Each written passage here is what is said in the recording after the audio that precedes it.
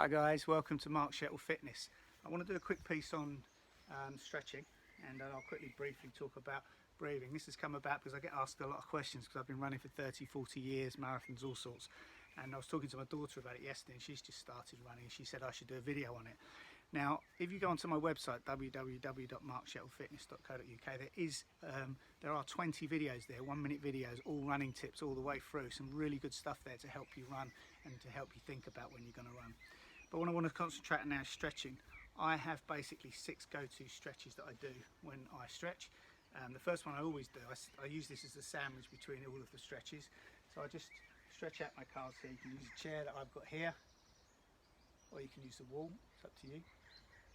And when I've stretched off the left leg, which is about 10-15 seconds, take your right foot and put it bang in line with the other foot, and then bring that one forward. That way both legs are getting exactly the same stretch, 10-15 seconds each leg, okay? Don't push it too hard. Next one I always do is like a dynamic stretch, so it's moving whilst you're stretching. All it is, just swinging your leg like that. Do it 10 times each leg. Don't push it. What's happening is you're stretching out and you're warming up your hamstrings, which are at the back here, and your quads, which are at the front here. You're also mobilising your joints ready for exercise as well.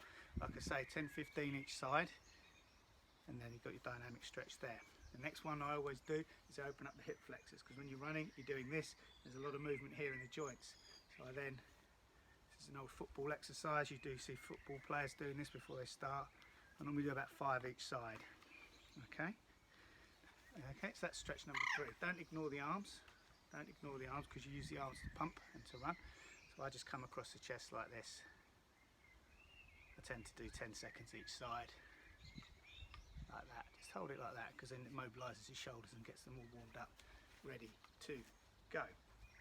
Okay, the next one, all I do is I just bring my knees up and drop them for a few seconds. I just bring them up, just brush them off your fingers here for a couple of seconds, nice and high. Do about 10 each side. And what you're doing, you're supporting the stretches you've previously done in and around your joints and on your hamstrings and your glutes as well. And then what I do is I finish with the stretch that we started with, which is the quad stretch. So I go out like this, a bit further this time, and again accurately plant the feet in exactly the same place, so you're getting a stretch off both legs. And again, 10-15 seconds each side. That's it. Really important that you stretch before you run.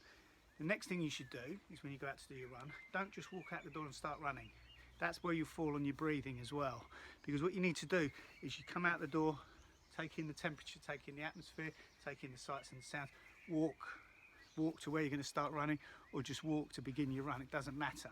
Okay, walk for about, I don't know, 30 seconds to a minute, speed you walk up, and then get yourselves into a trot, and then gradually start running.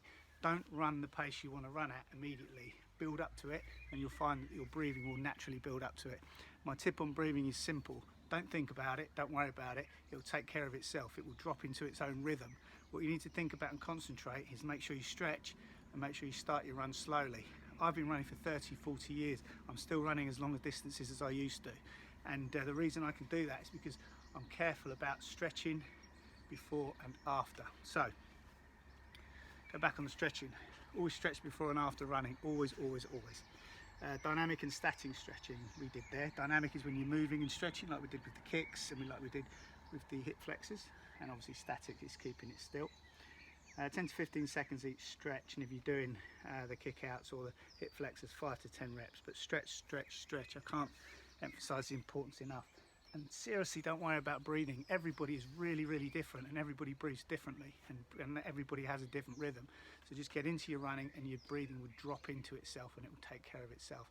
That's my advice. It's the stretching I cannot emphasize enough, because you will get little niggling injuries if you don't stretch out properly before you run and after you run as well. It's really important too. When you finish, just get back, think about what you've done, stretch out, and like I say, build your run up slowly. There's no need to just go sprinting off the spot. It's stupid. Just take your time. That's what I've always done. Build yourself into your run, and you'll just get better and better as you do it, and then you'll begin to do these things naturally.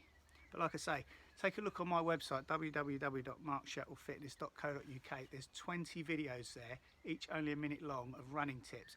These are included in that, along with a host of others that will really help you think about your running, and it will help you if you're planning a long run too. But that's it. Running, stretching, breathing.